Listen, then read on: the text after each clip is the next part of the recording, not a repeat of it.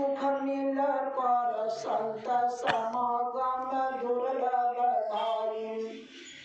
सुंदर और सब सुख मिल पर संत समागम दुर्लभ भाई।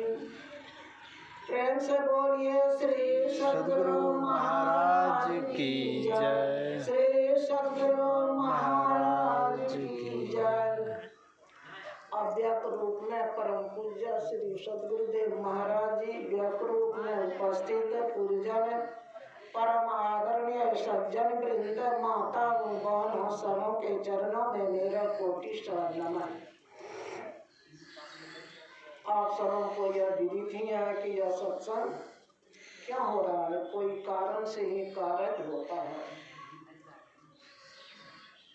और ऐसे संसारिक जो कर्म कांड है देखे वो भी हुआ, जो हो सुनी रहे थे जो हो, लेकिन फिर सत्संग करा रहे हैं। श्राद्ध में भी सत्संग हुआ और अभी भी देखिए अरुण जी के हृदय में क्या होता है कि सत्संग कराएंगे। अवश्य उसके धर्मपत्नी उन आत्मा थी और कराने वाले भी धर्मात्मा है। इसलिए सत्संग से बढ़कर कोई दुनिया में यज्ञ होता है मैं नहीं कहती, मैं नहीं कहती, संत महात्मा कहते हैं। तुलसीदास जी महाराज को कहना पड़ा, सत्संगति मुक्त मंगल मूला, सोई सिद्धि सब साधन फूला, मुद मंगलमय संत समाधु, जो जग जंगम तीरथ राही।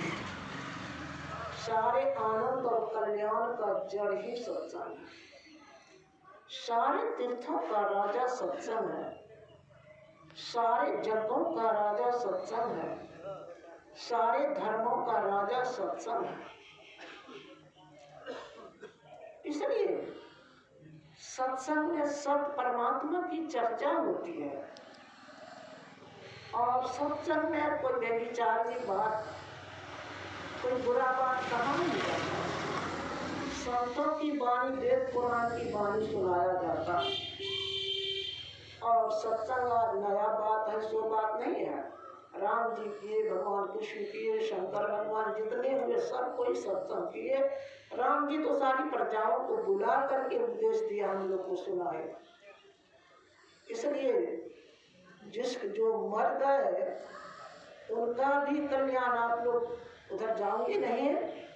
धुंधकारी जैसे पापात्मा का उद्धार हुआ, समझे थे ना, प्रेत जोनी में गया था, अकाल मृत्यु हुआ था, वेश्या ने बिल्कुल मारा था, जला दिया था, तो उसको प्रेत जोनी से छुड़ाने के लिए बहुत उनका भाई गोकर्ण ने जग जापन किए, कहाँ कहाँ पिंड दिए, लेकिन प्रेत जोनी से उसको मुक्ति नहीं मिली। तब ब्रह्मा का पुत्र सनकादि ऋषि को पूछा, गोकर्ण जी महान संत थे, हमारा भाई धुंधकारी प्रेत जोनी में गया है, उसका कैसे मुक्ति मिलेगा प्रेत जोनी से? तो कहा बस 7 दिन का सत्संग करा लो, उसको प्रेत जोनी से मुक्ति हो, ऐसा शास्त्र कहते हैं। और वही हुआ। परीक्षित जैसे राजा का भी कल्याण सत्संग से हुआ और जीवित में भी। आज गुरु महाराज है, राम शर्माचार्य और जो संत महात्मा है, आज उनकी पूजा होती है, आज गुरु महाराज की पूजा होती है।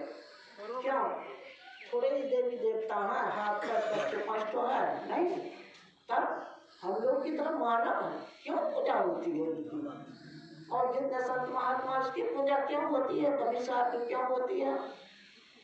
इसलिए क्या किए थे वे? सत्संग जग ही किए थे, सदाचारिता का पालन किए थे, जीवन में सच्चे सद्गुरु के सन्निध गए थे और ध्यानाभ्यास किए थे। अब देखिए, जब तक चंद्र सूर्य आकाश रहेगा तब तक इन लोगों का नाम अमर रहेगा। और मृत्यु के बाद मानव का कल्याण होता है सत्संग से, और जीवन काल में अगर महान बनाता है तो सब और सत्संग ही बनता है। और यह सत्संग रखा गया है, और इसके द्वारा जहाँ भी होगी सत्संग सत्य है, आत्मा सत्य है, और उसका कल्याण होगा तो सत्संग से ही होगा। इसलिए सत्संग से बढ़कर और कोई जग नहीं था। सात जगह का पुण्य छीन होता है, सत्संग करने वाला सबका पुण्य छीन नहीं होता है, भगवान कृष्ण कहते हैं। और उसके बाद अभी हम लोग श्री रामायण जी से पाठ सुन रहे थे। मैं नहीं कहती हूँ, लोग सोचते हैं कि कौन है, कहीं यही मनचंद ठाकुर है, असम ठाकुर का बेटा, या गायत्री देवी। अबे गायत्री देवी क्या है या मनचंद ठाकुर क्या है, इसको छोड़िए। ये लोग अपनी बात नहीं कहते हैं, या जो भी संतों की वाणी, संत परमात्मा होते हैं, उसकी वाणी को ही समझाते हैं। क्या कहें अभी रामायण में, और वही पाठ हुआ इसका लक्ष्मण जी से और विशाल राय दोनों से बातचीत हो रही है। कब? जब भगवान रामचंद्र जी महाराज सीता मैया जंगल में पत्ते की बिछावन पर सोए हुए हैं, तो विशाल को देखकर बड़ा दुख हुआ। कैसा सुंदर महल में रहती थी महारानी सीता, राम जी, और क्या कपड़ा, क्या बिछावन, क्या दास, क्या दासियां। लेकिन आज देखिए पत्ते की बिछावन पर सोया हुआ। यह दुख देख करके निषाद को दुख हुआ, निषाद राय। तो उसने वो और लक्ष्मण जी दोनों पहरा दे रहे थे कुछ दूरी बैठ करके। तो दोनों में बातचीत चलने लगी। तो निषाद कहते हैं, भैया लक्ष्मण देखो ना, कई मैया ने दुख दे दिया है राम सीता को। निषाद अज्ञानी नहीं है, तब लक्ष्मण तो नहीं है अज्ञानी, लेकिन हम लोग को सुनने समझने के लिए कहा गया। क्या कहा गया? कहते हैं निषाद जी, कई कुटिला मंदमती कठिन कुटिल पन किन्न, जहि रघुनंदन जान की सुख अवसर दुख दिन। देखिए तो कई कितना कुटिला, सुख के समय इसको दुख दे दिया। लक्ष्मण जी को कहना चाहिए ठीक है कहते हैं, उसके चलते हमको भी दुख है। लक्ष्मण जी कहा, लेकिन नहीं। लक्ष्मण जी जवाब देते हैं, भैया निषाद ऐसा मत कहिए कि कई मैया ने दुख दिया है। जैसे हम लोग कहते हैं फलना के कारण मेरा दुख नहीं, कोई किसी को दुख देने वाला है नहीं, अब किसी को कोई सुख देने वाला नहीं है। यह एकदम सटीक बात है, कटने वाला नहीं, सत्य बात है। अगर हम किसी से सोचते हैं कि हमारा पति बहुत अच्छा, बहुत सुख देते हैं, बहुत ऐसा करते हैं, बहुत कुछ देते हैं, नहीं, आपको वह उससे राग है कि हमको बहुत कुछ देते हैं, बहुत प्रेम है गया, लेकिन वो नहीं देते हैं।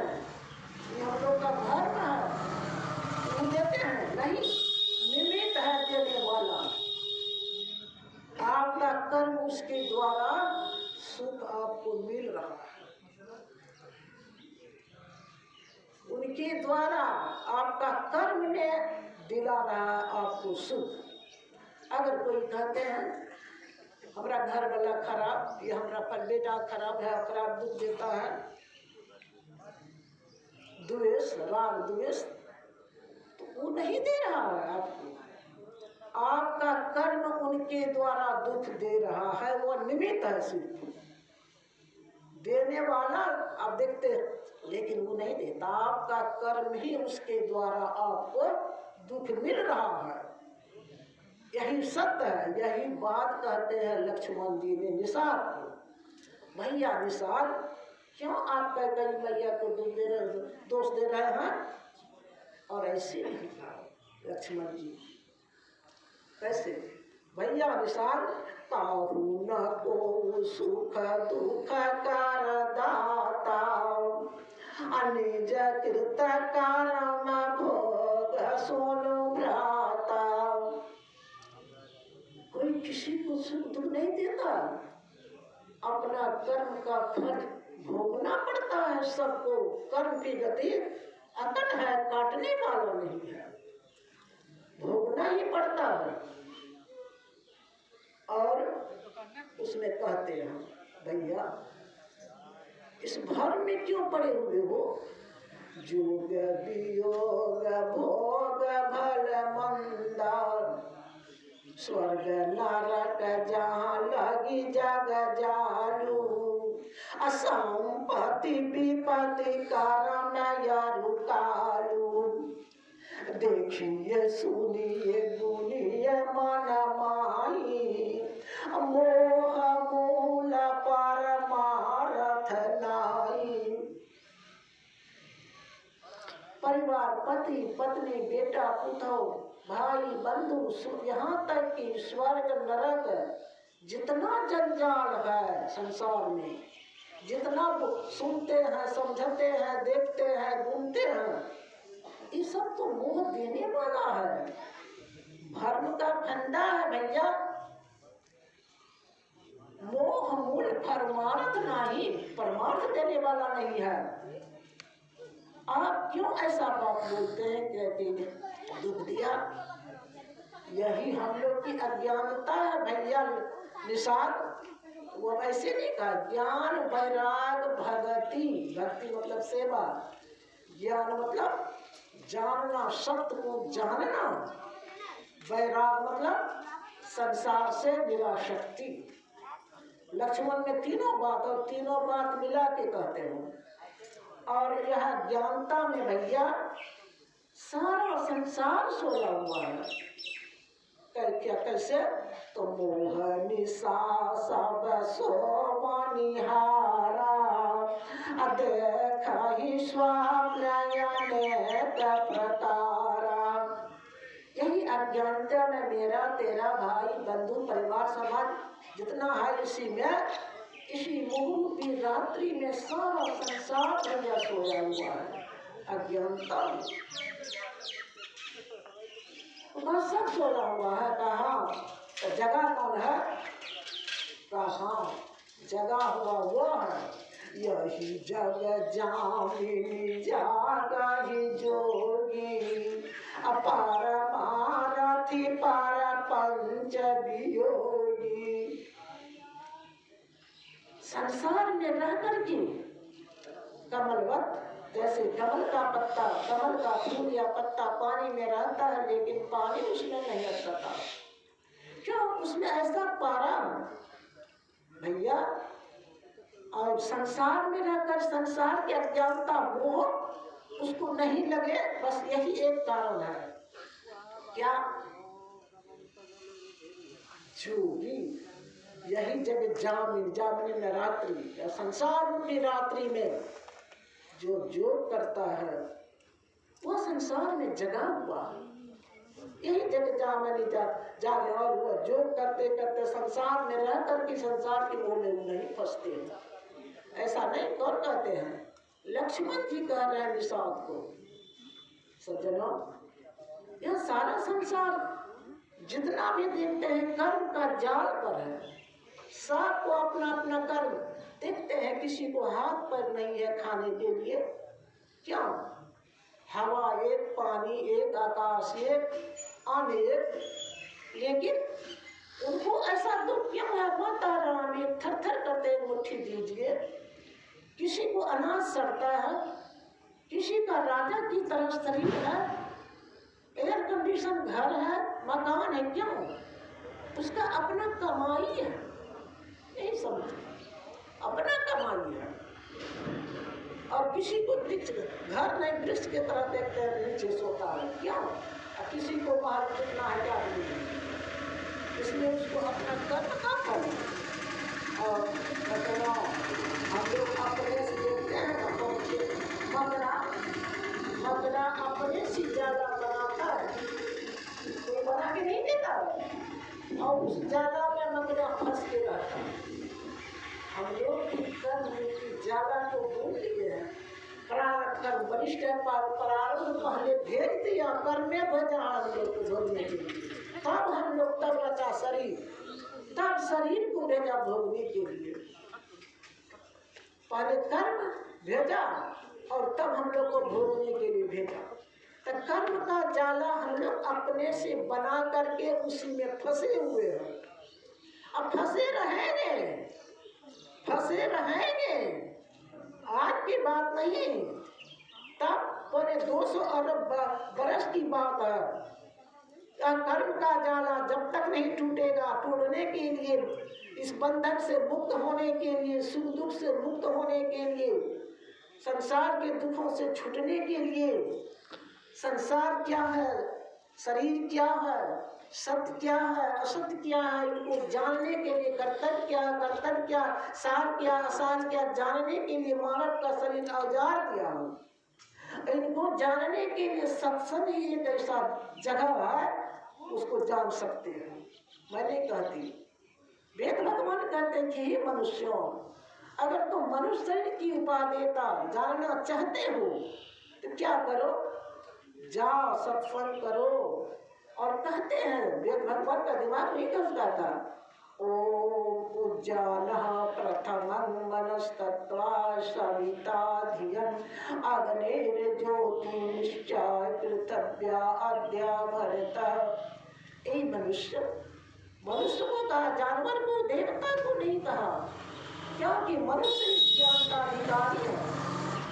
जाओ माने तो सत्संग करो, और सत्संग के द्वारा ज्ञान को सुनो, समझो, सत्य परमात्मा क्या है, कैसे प्राप्त करोगे, इसी को जानने के लिए, प्राप्त करने के लिए यह मानव का शरीर मिला, कर्म बंधन को तोड़ने के लिए, कर्म का जाला को तोड़ने के लिए मनुष्य का शरीर औजार मिला है। जाओ और ऐसे में सुनो, परोक्ष ज्ञान के द्वारा तुम सत्संग का विषय सुनो। सार ज्ञान सत्संग, सत्संग जग में सार, और परमात्मा का प्रत्यक्ष ज्ञान, अनुभव ज्ञान जानने के लिए तुम अंतर साधन योग करो। हम लोग सत्संग सुनते हैं, किसी का जैसे कोटा है वही योग करे, अरे सबके लिए सत्संग है। हम लोग सो करके, गप मार करके, टीवी देखकर, गुरु महाराज लिखे हैं भजन में कि सुख मनिया में मोरी नजर लागी, हमारे अंदर वह दरवाजा है, वहाँ पर अपनी दृष्टि को जोड़ो, 10वां द्वार में निष्पत्ति, यही जोड़, यही कर्म करने के लिए मानव का शरीर मिला। अगर मानव का शरीर आबाद रखना चाहते हो, इतना जोड़ तुम कर लो, दोनों दृष्टि की धार को 9 दरवाजा से उठाकर 10वां दरवाजा में तो जोड़ो। यही भगवान कृष्ण का कहना है, सामने में है, कहते हैं पार्थ, सारे धर्मों को, सारे कर्मों को त्याग कर तू मेरी शरण में आ जा, सारे पापों से मुक्त करके तुमको, और परमात्मा हम क्या है उससे मिला देंगे, क्यों चिंता करते हो तुम। यही परमात्मा का शरण है, दोनों दृष्टि की धार को जोड़कर 10वां द्वार में रखना, परमात्मा की शरण में है, यही शरण में जाना है। इसलिए कहने का भाव था कि हम लोग कर्म का जाला अपने से बनाए हैं, और अपने से उसको तोड़ना पड़ेगा, कोई दूसरा आदमी कर्म का जाला नहीं तोड़ सकता। और योग करके मनुष्य का शरीर ला, और कहा तो वेद भगवान कहते हैं, पहले सुनो समझो, और परमात्मा का अप्रोक्ष ज्ञान पर प्राप्त करने के लिए तो अंदर में योग करो। जब तक हम लोग नहीं करेंगे हे मानव, जब तक कर्म का जाल रहेगा तब तक तुम्हारा जंजाल रहेगा, जब तक जंजाल रहेगा हे मानव तुम्हारा यही हाल रहेगा। अभी भगवान या लक्ष्मण जी कहते हैं कि नहीं कई मैया दूध नहीं दिया है, लेकिन लक्ष्मण जी तो कहे, क्या राम जी नहीं कहे? जब बन जाने लगे तो रामो जी कहते हैं इनसे, लक्ष्मण जी से, लक्ष्मण बहुत दुखी है तो क्या कहते हैं लक्ष्मण, तुम दुखी क्या हो?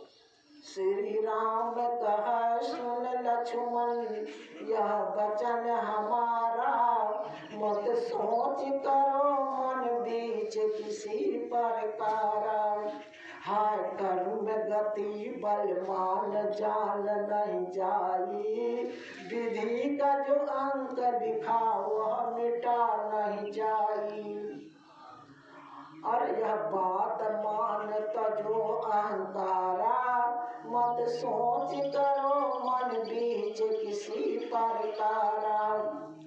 कहते माँ कई दोस्तियाँ दोस्त तो नहीं, या माँ तू कई ने जो बन दीना, कर धर्म विचार करार पिता ने दीना, हमको भी वनवास लिखा कर्म अधीना, इसमें किसी का दोष नहीं कुछ कीना, यह बात मानत जो अहंकारा, मत सोच करो मन बीच किसी प्रकारा।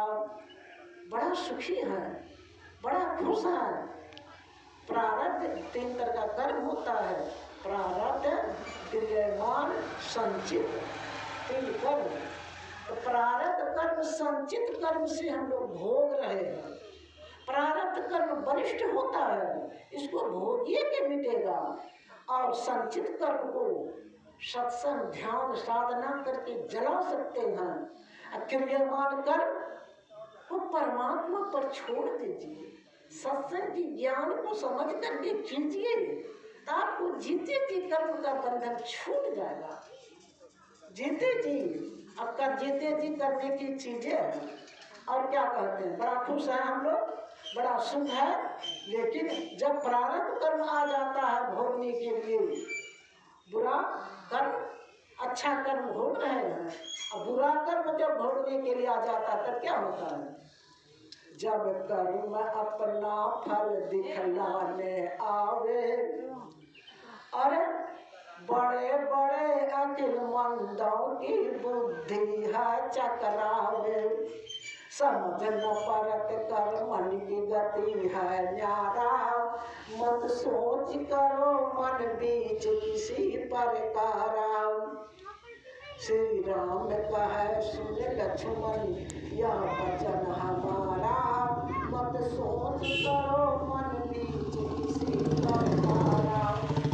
मत चिंता करो, और आपका प्रारब्ध कर्म बढ़िया था।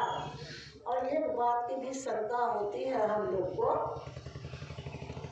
हम लोग भी घबरा जाते हैं। क्या शंका?